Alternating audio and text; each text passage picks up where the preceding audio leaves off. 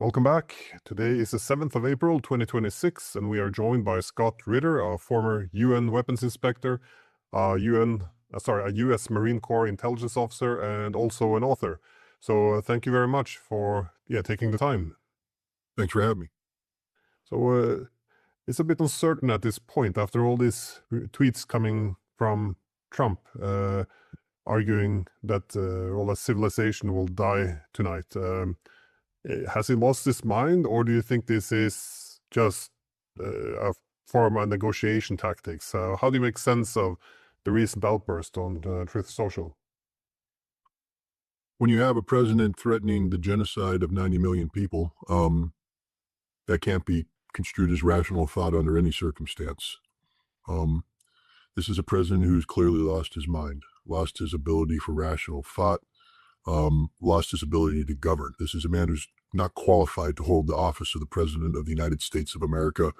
And if the United States hopes to retain any semblance of legitimacy constitutionally and in terms of international law, this is a president whose reign of terror must come to an end. This is an illegal war of aggression that's being waged against Iran. Nobody can articulate in cogent fashion anything other than that. Justice Jackson warned us at Nuremberg. He was the prosecutor who put the Nazis on trial, that war of aggression was the ultimate war crime, because from a war crime, a war of aggression, all other war crimes emanated. And now we have the president threatening genocide. This is collective punishment, which is literally a war crime. There's no justification for this whatsoever. And there's the use of terminology by him and his vice president, who has said that there are tools in the toolbox that we have yet to use, tools that would be used to facilitate this civilization-ending strike. The implication is clearly that we have nuclear weapons on the line that can be used. This is a president talking about using nuclear weapons preemptively against a non-nuclear threat, against no threat whatsoever. It's again, the mere thought of using nuclear weapons brings up war crimes. So we have to speak of the distinction. Military planners required to distinguish between civilian and military targets. We know that nuclear weapons do not distinguish. Now, you could make an argument that in the case of nuclear retaliation, it just doesn't matter. But here we're talking about preemptive use of nuclear weapons. Distinction is out the window, a war crime. We're also talking about proportionality. What is Iran doing that could be considered proportional to a nuclear annihilation? And the answer is nothing. The president is upset about Iran's continued stranglehold over the Strait of Hormuz. And he is threatening the entire Iranian nation with annihilation if the Iranian government doesn't relinquish control of the straits. This, again, is collective punishment. The president is threatening genocide. The man is insane, literally insane. He's insane if this is part of a negotiating standard, because no rational person would negotiate using, such language, such positions. And he's insane simply for threatening genocide. And the American people are collectively insane if we allow this to happen. I mean, this is outrageous that people are just going back and forth to work, not doing anything, as if nothing's happening. Where's Congress? We have one member of Congress calling for implementation of the 25th Amendment. Where is the president's cabinet? Where is the chairman of the Joint Chiefs of Staff? I mean, at this point in time, it would be appropriate for somebody to say, Mr. President, you must cease. You are the commander in chief, and your social media postings have the weight of policy behind them, and you're articulating genocide, and we, the uniformed members of the United States military, will never execute orders linked to genocide. So alter this, or we must inform you that we cannot continue to receive and obey and execute orders issued by you. This is where we're at today. This is the scope and scale of the problem and the significance of the threat. Well, it appears that some of Trump's desperation, though, at least it intensified after this search and rescue mission went wrong, or at least what appears to be a search and rescue mission. I was wondering, how do you make sense of this? Because the U.S.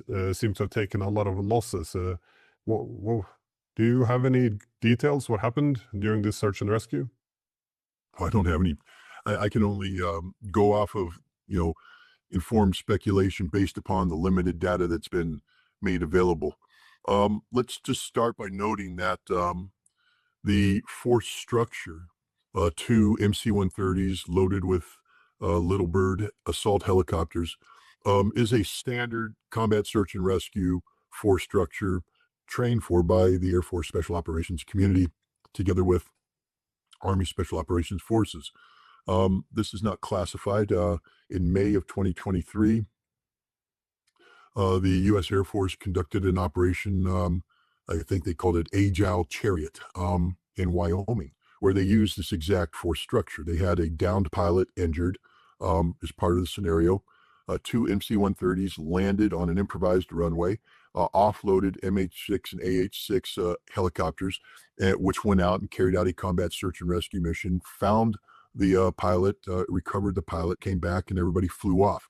So for the people out there saying there's no way two MC-130s could ever be involved in something like this, you're wrong, simply wrong. So that's half the problem is we have people talking about things they just don't know and understand. But here's the twist: the force configuration, who was on board. We had Tier 1 Special Operations units. We had SEAL Team 6. We had Delta Force. They don't do combat search and rescue. That's just, I mean, they can do it. They're, of course, highly trained and they could do it, but they don't do it. And the other thing is, this package is not a Air Force Special Operations package, CSAR package. This is a Joint Special Operations Task Force. And Joint Special Operations Task Force are formed to carry out specific mission assignments given to them not by the regional commander, but by the National Command Authority. And combat search and rescue is not a mission sent down by the National Command Authority. The other thing is, too, when we look at the composition of it and we look at what the president has talked about, it appears that there was, a package on board that had nothing to do with combat search and rescue, but had everything to do with a special mission. And we have other hints about this because ID cards are found by on board belonging to people who have nuclear expertise. And so what we can begin to speculate on in an informed fashion is that when you have Navy SEALs from from SEAL Team 6 are specially trained to do nuclear seizure missions. This is part of their mission profile. Delta Force likewise has similar mission capabilities. Delta Force in the U.S. Army also possess specialized explosive ordnance and disposal capabilities that are related to breaching facilities, nuclear facilities, in order to gain access to this. The president made reference to equipment used for scaling mountains. No, they had helicopters and not scaling mountains. The president, though, gave away a significant aspect. This was equipment that is used to lower yourself into a mountain. I believe that this was a Joint Special Operations Task Force that was given the mission of securing an airfield near Isfahan, and then to carry out a mission of unknown duration, could last hours, could last days, against the southern tunnel complex of Isfahan, where we had identified an air vent, and the job of the SEALs and the EOD was to breach the air vent. Delta was to secure and to gain access to uranium hexafluoride cylinders and recover these cylinders and bring them out. This was the mission. This is what they were configured to do. Now, the question is, therefore, where does this pilot rescue come in? Was this an audible call by the president who, was concerned that they were going to lose this colonel to the enemy, and he went ahead and sacrificed the Isfahan mission? Because the airplanes went in configured for Isfahan. They didn't go in configured for combat search and rescue. They were overloaded, grossly overloaded. And that's one of the reasons why they bogged down on the airfield and were unable to go up. The other thing is the second aircraft may have been damaged by Iranian anti-aircraft fire. There's physical evidence on the remains of the aircraft that suggests this was the case. So that plane may not have been able to take off regardless because of the damage done to it. Again, there's just so much that's unknown about this. But the bottom line is this was a failed mission. They can talk about rescuing a downed pilot, but this was, a failed mission if it was linked to the Isfahan, a tunnel complex and recovering the material inside. Again, the fact that this was being run out of the White House is problematic. It says that there was something else going on. This wasn't just combat search and rescue. This was something else, and that maybe this entire pilot rescue thing was a cover for a larger failed operation that had to be aborted once aircraft got bogged down, once aircraft got damaged. They had to call it off. But we don't know. There's just so much about this that remains unknown. Now, what we do know is that this mission was doomed to fail to begin with. Ask yourself why the Iranians were prepared. And the answer is quite obvious. Tulsi Gabbard declared this mission when she told the United States Congress in open session that the intelligence community has a good idea where the Iranian uranium is. Imagine being the Iranians and hearing the director of national intelligence say, we have a good idea. Well, the Iranians know exactly where it is. So they're allowed to presume that if she's right, they need to safeguard it. They need to protect it. Then the Wall Street Journal publishes an article on March 29th that says that the United States is preparing a raid to do this, and the details of the airfield seizure, multiple day operation, again, to go after the uranium that Tulsi Gabbard says we know. And so now the Iranians are able to look outward and say, okay, well, here's an airfield they would have to land at. Here's what they do. And they start defending it. We compromised this mission from the very beginning. I mean, my God, if we were going to do this mission, the job of the the director of national intelligence would be to go to Congress and say, we have no idea where the uranium is. We're still looking for it. See, now you get the Iranians to drop their guard. You don't leak your plan to the Wall Street Journal. In fact, what you say is the exact opposite. No, we're not.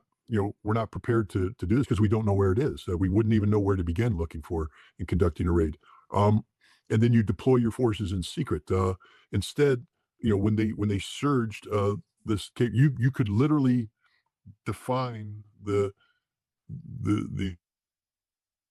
composition of a joint special operations task force based upon where forces were surged from. Pope Air Force Base, Hunter Airfield, Fort Bragg, the various locations, Oceana, the various locations where all these special operations capabilities reside are now suddenly surging forward at one time, highly publicized. We gave away this operation. This operation was doomed from the very start. This is one of the most foolhardy things that's ever been attempted. It was never going to succeed because the Iranians were always going to be ready for this. This is just mind-boggling, the entire aspect of this. Yeah, well, if you put in that context, it does make not sense, but it sheds some light on the recent threats. That is, if this military operation failed, then the alternative would be just to bomb really heavy. I mean, either use nuclear weapons, as you suggested, or use conventional weapons to go after nuclear power plants or bridges, whatever it may be.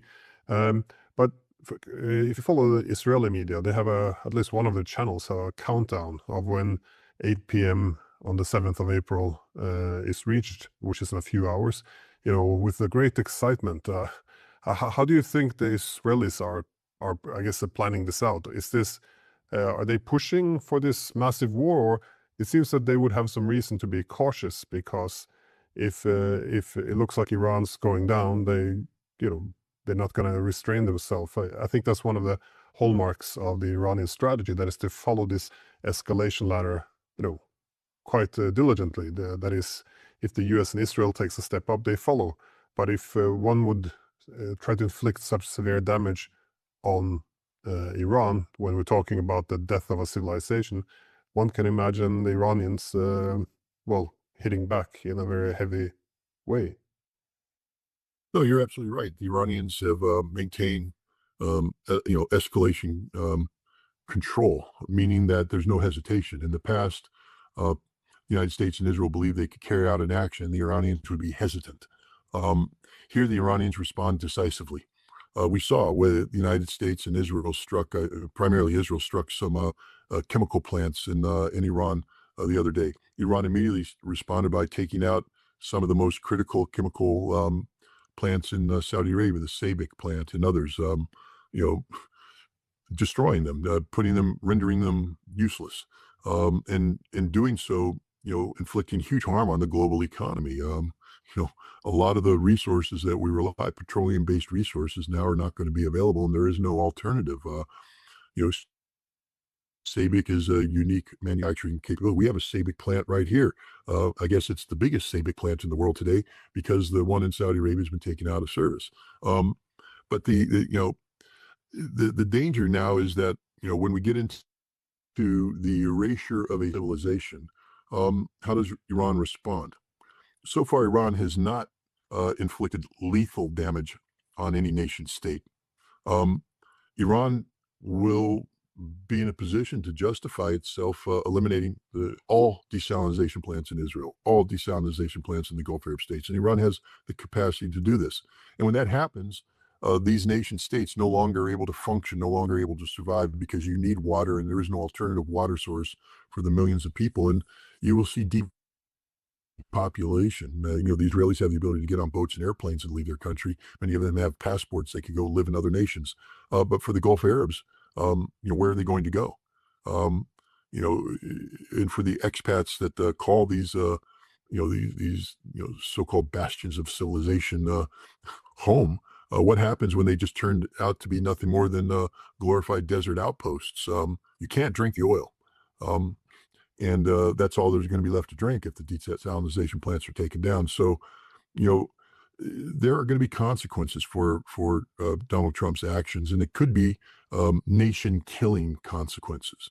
I don't know what Iran's going to do. They've always had a very civilized approach to this, but when faced with existential survival, Iran may have to. And deterrence only works if people are convinced you're going to pull the trigger. And if the United States does this, then Iran needs to terminate a nation, literally. And I don't mean through nuclear weapons and such, but I mean make it impossible for that nation state to survive. Whether they pick Israel, whether they pick the United Arab Emirates, whether they pick Bahrain, Kuwait, it doesn't matter. But one nation needs to cease to exist so that all nations understand what their fate will be if they continue to be passive in the face of America declaring genocide as its official policy. Initially I was optimistic about Trump. I thought that that a lot of his ideas were organized around the idea of scaling back the empire to save the republic. But he seems to be destroying the republic. Yes, at least the reputational damage to the United States. This is difficult to recover from, but the ramifications are quite global, though. I mean, how do you see? I guess it's hard to measure both the military, the economic, also the political consequence of this. But if you're sitting in Beijing, Moscow, what kind of considerations do you think they're taking into play here? Because Iran is, it's not a nothing country. It's quite an important strategic partner. Yeah, I mean, it's 90 million people. It's not an insignificant country. Tremendous economic potential. Russia and China have taken a very pragmatic stance when it comes to the United States and Donald Trump. But that stance was always predicated on the notion that working with the United States, no matter how difficult, was always the best option as opposed to working against the United States. If Donald Trump follows through, if he uses nuclear weapons, all bets are off. He needs to be treated as a pariah, and the United States needs to be treated as a pariah. All nations need to cease and desist any relationship with the United States. Americans must be told that they are persona non grata anywhere in the world.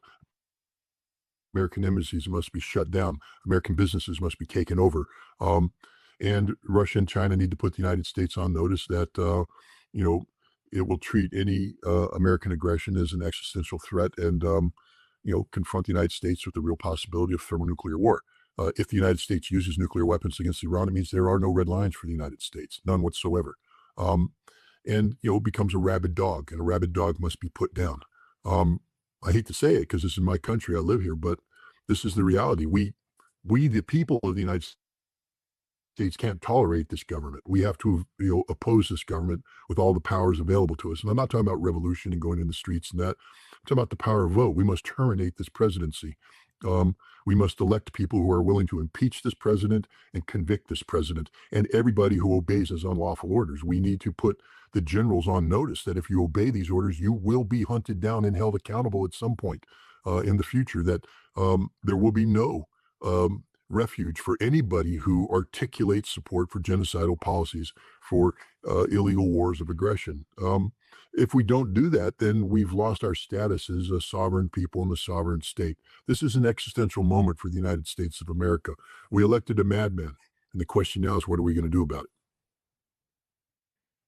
Well, if the US doesn't go for this option, though, that is, either use nuclear weapons or just seek to destroy everything of energy plants, all of this across Iran, uh, what are the alternatives? Because at the moment, it doesn't. It's unclear what the ground troops can achieve, especially after this failed mission. One would assume that there would be, more apprehension or caution in the Pentagon. But is there any possibilities now opening up the Strait of Hormuz? Any real purpose of ground troops? Or I'm just wondering if Trump is sitting at his desk now with the different options. You know, what is it that he could do? Nothing. There's nothing he can do. We don't have the force structure capable of doing anything meaningful on the ground. The Marines could take Carg Island, but then they can't hold it because they'll be subjected to bombardment, logistically sustainable. It's not logistically sustainable, and we'll be taking casualties just sitting there getting hit. So that's meaningless. And plus, taking Carg Island won't open up the strait. It'll have no impact on the strait. I think, what we need to do is, Trump needs to take the Iranian proposal and maybe throw a twist. When the Iranians say that, they will operate under safeguards, but they have to be allowed to have uranium. If I were in the United States, I would say, you must give us the deal that you had on the table before we started bombing you. That's our non-negotiable position. In exchange for that, I would also, if I were in the United States, say that we will never pay you reparations directly. But what we will allow is for you to set up a tolling station at the Strait of Hormuz, and collect money that'll pay for your repairing your country, but operate it like a New York State throughway post. You're supposed to collect the toll only until you pay off the cost of building the highway, and then the toll booth is supposed to disappear. And I would tell the Iranians, as part of this deal, is that we won't pay you directly, but you can open up this toll booth and you can collect the money needed for reconstruction. The United Nations will agree to an amount of money, and then you will submit a report annually. And when you've received the monies to pay for the reparation, then the Strait of Hormuz will revert from your control to international control, something of that nature. And then we have to lift sanctions. We have to allow Iran to sell its oil in unfettered fashion, and all that. I think this would be a victory for Iran, and it would provide an off ramp that could be politically acceptable for Trump. He could say, "I have accomplished what nobody has accomplished. I have brought an end to Iran's nuclear weapons potential." Whether the American people will believe this sufficiently to reward him in November is yet to be seen. But there is a diplomatic off ramp. The United States just has to have the courage to take it, the courage and the wisdom. Yeah, that's the courage and the wisdom, though. But it's not going to come from Trump, I'm feeling. Do you see anything, though? Within the US, I saw, Taylor and Marjorie Greene making the point that, Trump should essentially seize power now. But is there any significant political forces that are actually pushing back against any of this? Because I'm seeing across Europe that none of America's allies appear to be raising its voices. But of course, there's concerns in Europe, East Asia, even the Middle East, from allies about how reliable or any security guarantees would be, or the possible threats of making oneself too dependent. But is there any pushback coming, or if not from allies, from adversaries? What are you seeing? There's no pushback right now except from Iran. There's no internal pushback of any significance. Yes, there's some outliers. Marjorie Taylor Greene, Ro Khanna, are calling for invocation of the 25th Amendment to remove this man from office. But there's no serious political movement to follow through on that. Europe just doesn't matter anymore. Literally doesn't matter. No one cares what Europe says. The hypocrisy of Europe to call Donald Trump out for his criminal statements while they condone the attack against Russian energy infrastructure is, just mind-boggling. But again, Europe's just made itself totally irrelevant. Europe has nothing they can bring to the table, nothing they can offer. Their economy is about to be hit by a tidal wave of energy shortages, and the only solution is the solution that they won't accept, which is returning to Russian energy. And at this juncture, Russia may not. Russia's right now, I don't know if they have the capacity to support Europe, or Russia is busy signing contracts for everybody else in the world, meeting their energy needs now that 22% of the world's energy supplies have been taken off the market. So Europe is irrelevant. Asia, the United States is committing, irreparable harm here.